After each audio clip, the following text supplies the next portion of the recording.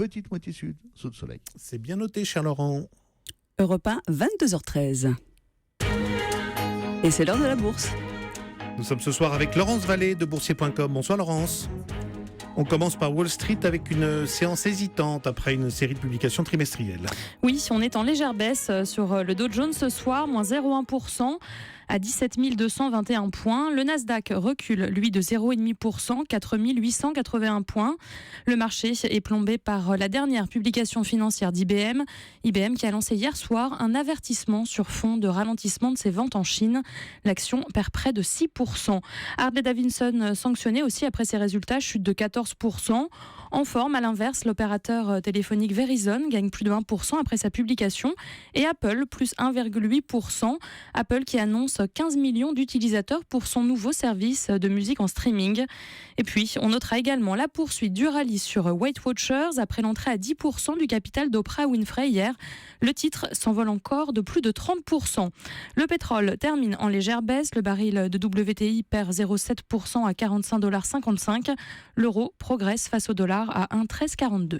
Et à 2 jours de la réunion de la Banque Centrale Européenne, la Bourse de Paris recule elle aussi. Oui, les investisseurs ont limité les prises de risque aujourd'hui. L'indice CAC 40 recule de 0,64%, 4 674 points.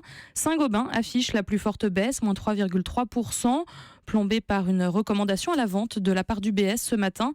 Et parmi les autres grands noms de la cote, Sanofi recule de 2%, Michelin moins 1,5%, BNP Paribas perd aussi 1,4% et Crédit Agricole moins 1%.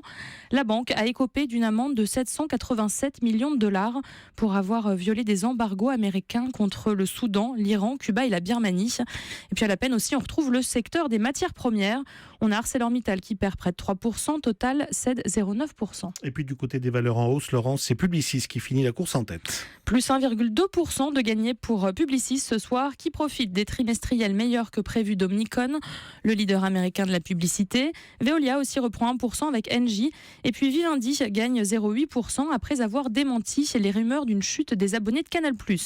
Soitec enfin a bondi de plus de 5% après un bon deuxième trimestre. Les autres bourses européennes ont aussi terminé sur une note baissière. Londres et Francfort perdent respectivement 0,1 et 0,2%. Madrid moins 1,1%, Zurich moins 0,6%. On termine avec un rappel du CAC 40, moins 0,64% à 4 674 points. Merci, c'était Laurence Vallée avec boursier.com.